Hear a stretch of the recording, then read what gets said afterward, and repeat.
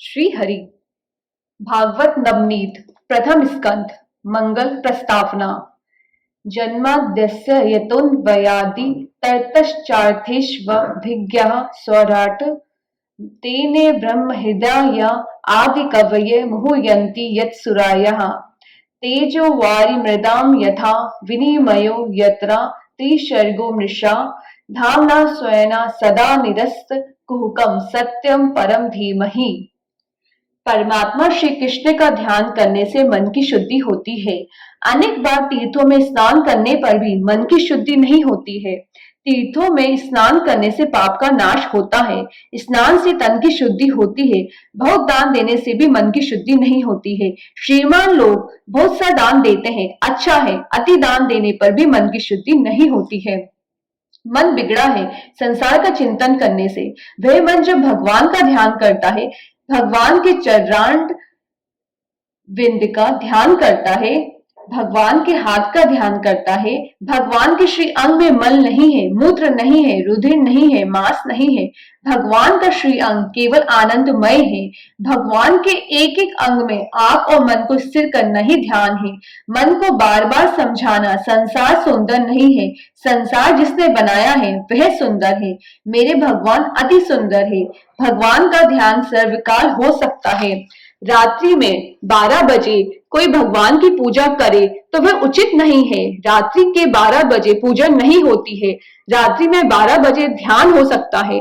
ध्यान का फल तत्काल मिलता है। ध्यान करने से जीव में ईश्वर के सद्गुण आते हैं। भगवान निर्दोष है। भगवान सर्व सद्गुण संपन्न है। जो भगवान का ध्यान स्मरण करता है उस जीव में भगवान की शक्ति आती है।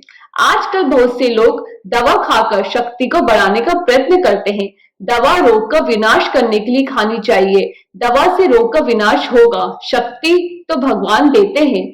दवा खाने से शक्ति बढ़ती नहीं है। दवा खाने से कदाचित शक्ति बढ़ भी जाए तो वह शक्ति टिकती नहीं है।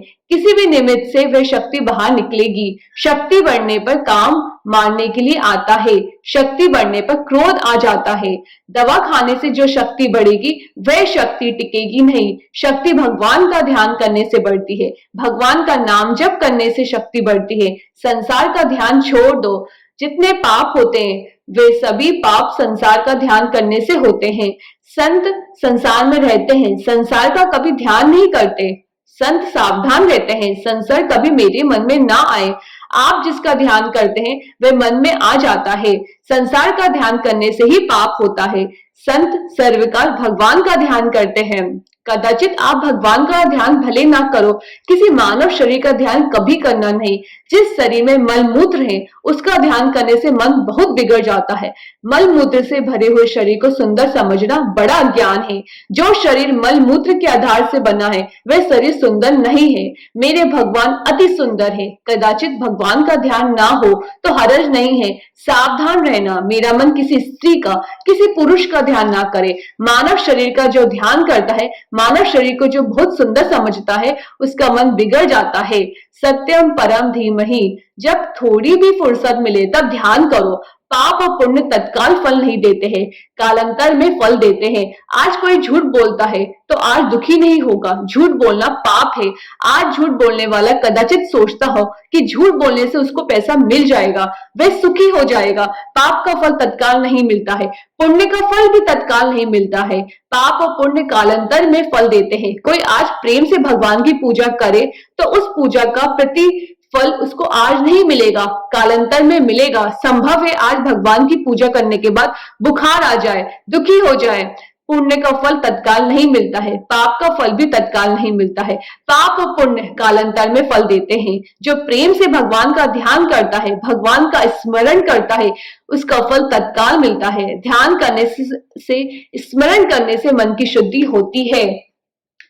मंगलाचरण में मंगल में परमात्मा का ध्यान करने के लिए आज्ञा दी है। भागवत में 3 बार मंगलाचरण आता है। कथा के आरंभ में महर्षि व्यास का मंगलाचरण है।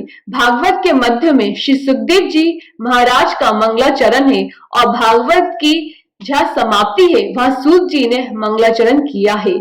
यह संसार कल्चर मोती की माला है। इस माला को भगवान ने गले में धारण किया है।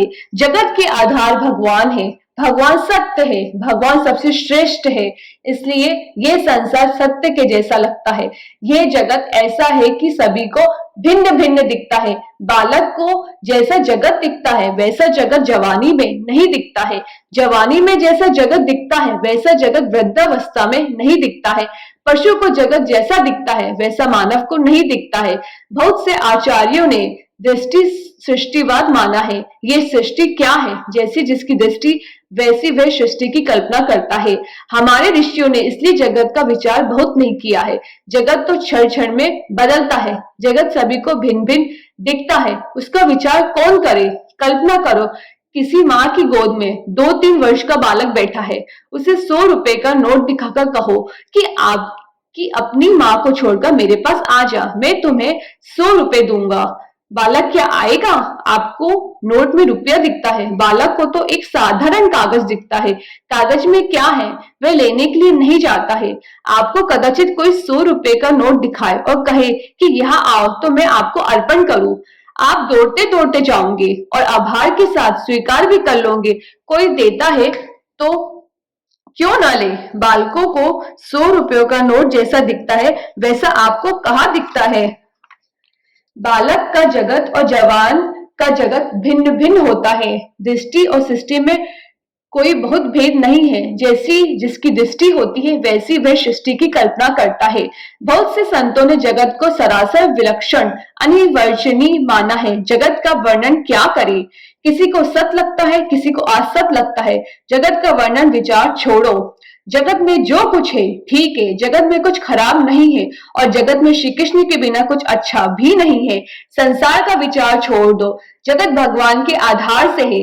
जगत के आधार भगवान होने से जगत सत्य के जैसा भासता है। जगत की उत्पत्ति, स्थिति और विनाश तीनों भगवान की लीला है, विनाश भी लीला है। सोने की द्वारका में द्वारका नाथ विराजमान है। तब जो आनंद, जो शांति है, वही आनंद जब सोने की द्वारका समुद्र में डूब जाती है, यादवों का विनाश होता है, तब भी द्वारकानाथ अनुभव करते हैं। श्री कृष्ण अपने स्वरूप में आनंदमय है। उद्धव को उसी समय उन्होंने उपदेश दिया है। उद्धव, परमात्मा सत्य है, जगत तो क्षण क्षण में बदलता है। श्री कृष्ण सावधान करते हैं, विनाश भी भगवान की लीला है। जीव को उत्पत्ति और स्थिति अच्छी लगती है, विनाश में जीव की शांति भंग होती है। उपसंहार में बहुत शांति है, विनाश भी भगवान की लीला है। भगवान श्री रामचंद्र जी को कहा था, कल आपका राज्याभिषेक होने वाला है, आप सिंहासन पर विराजेंगे, आपके मस्तक पर स्वर्ण का छत्र होगा, आप राजाधिराज हो जाएंगे, राज्याभिषेक होने वाला है। ये सुनने के बाद राम प्रसन्न नहीं हुए। राज्याभिषेक के मुहूर्त में भगवान राम को कैकेयी ने कहा, ये वल्कल वस्त्र पहनकर वन में जाओ। राम वन में जाते हैं तब नाराज नहीं होते हैं। आहु तस्य अभिषेकाय विशिष्टस्य वनाय च नामय दक्षितः तस्य स्वल्पोपयाकार भी ब्रह्म।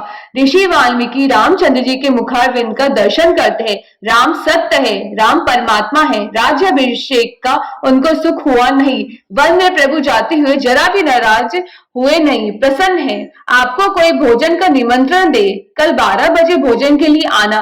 भूख लगने पर आप उसके यहाँ भोजन करने के लिए जाए और वह हाथ जोड़कर बोल दे कि यहाँ तो सब हो गया, सब बट गया, अब कुछ नहीं है, जाओ यहाँ से। आपकी क्या दशा होगी?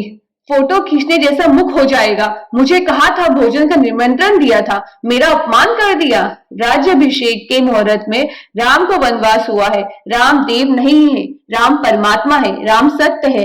मंगलाचरण का ये श्लोक इतना दिव्य है कि टीकाकारों ने अपने अपने इष्ट देव पर इसका अर्थ किया है। बहुत से टीकाकार इसका अर्थ राम पर करते हैं, राम ही परमात्मा है। बहुत से टीकाकार जो गुरु दत्तात्रेय के भक्त है, दत्तात्रेय पर इसका अर्थ